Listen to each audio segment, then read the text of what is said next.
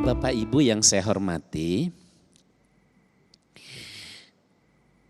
seorang suami ketika bekerja mencari nafkah itu betul-betul bukan hanya bernilai ibadah, tetapi akan menghadirkan barokah. Bernilai ibadahnya dari sisi mana?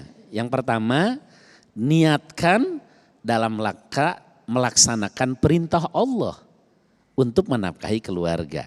Karena menafkahi keluarga adalah kewajiban. Yang kedua, niatkan melaksanakan perintah Allah mencari rizki yang halal. Karena mencari rizki yang halal itu bernilai ibadah. Yang ketiga, bahkan dapat menghapus dosa-dosa. Suatu ketika pulang dari perang Tabuk, kata sahabat, Nabi SAW bertemu dengan Sa'ad, seorang yang tangannya kapalan dan menghitam. Lalu Kanjeng Nabi bertanya, "Ma bika ya Sa'ad? Kenapa tanganmu wahai Sa'ad?"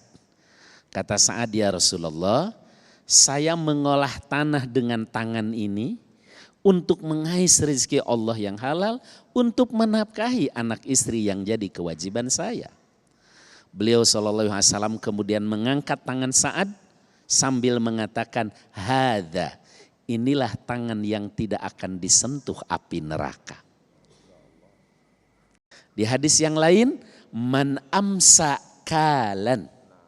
Siapa yang sore hari kelelahan karena mengais rezekinya Allah untuk menafkahi keluarga, maka kana amsa magfurun lahu, dia akan dapati dosa-dosanya diampuni.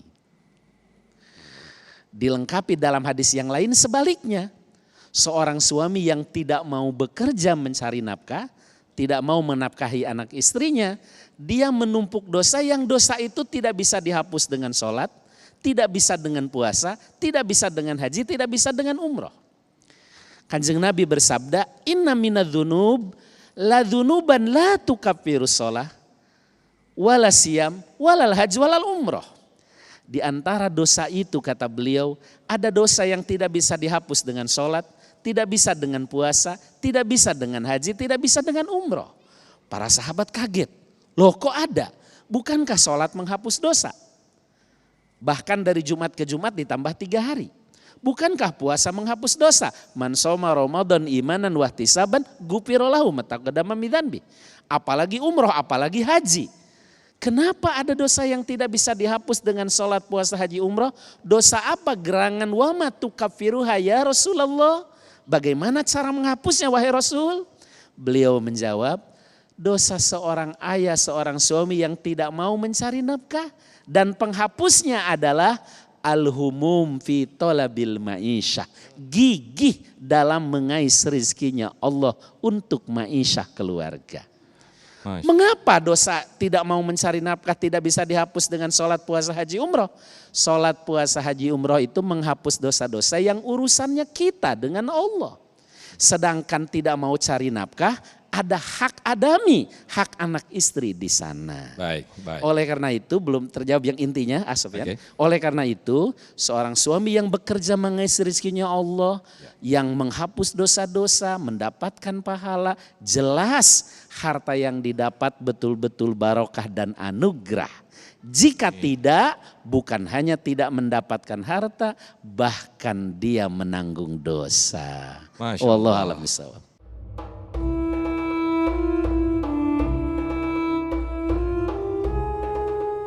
Zuyyina linnas hubbus syahawat minan nisa wal banin wal qanatiril muqantarah dan seterusnya. Jadi sebenarnya cinta kepada dunia itu normal, manusiawi, sama seperti kita menyenangi lawan jenis. Ya, maka di situ Allah sampai rinci kan,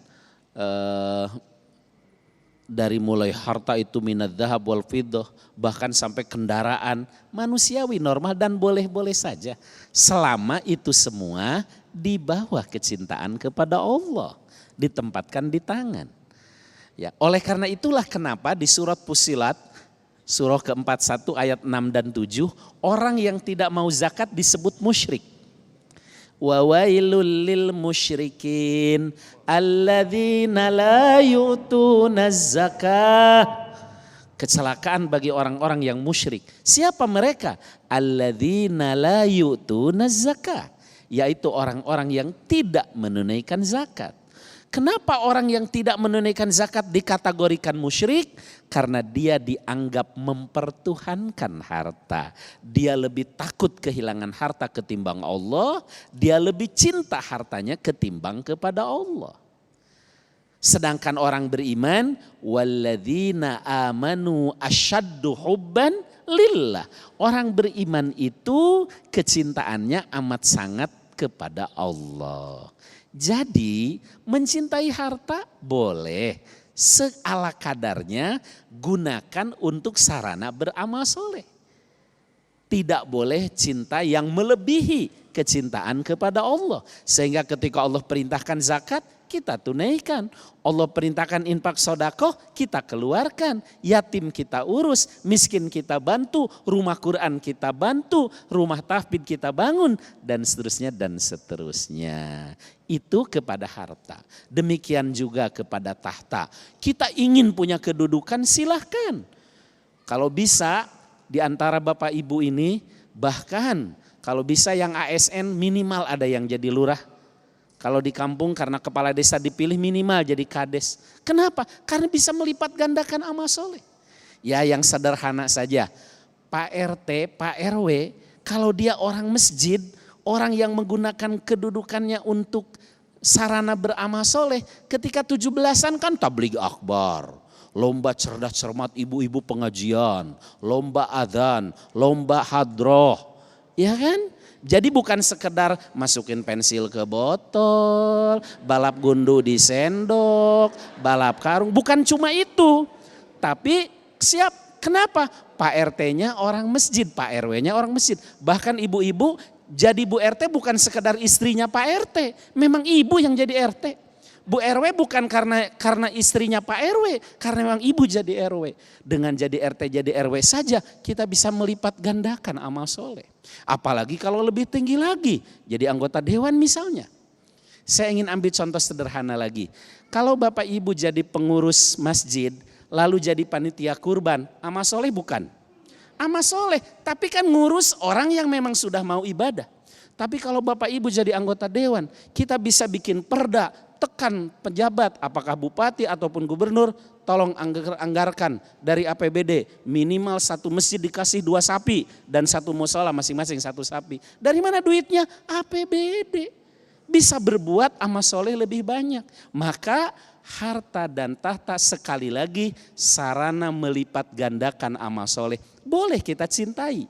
Yang salah ketika harta dan tahta itu justru menjadi penghalang beramal soleh. Itu yang salah.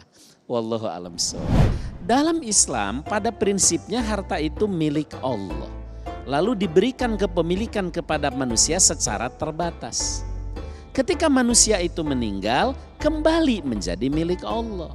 Karena menjadi milik Allah maka harus diatur dengan aturan Allah.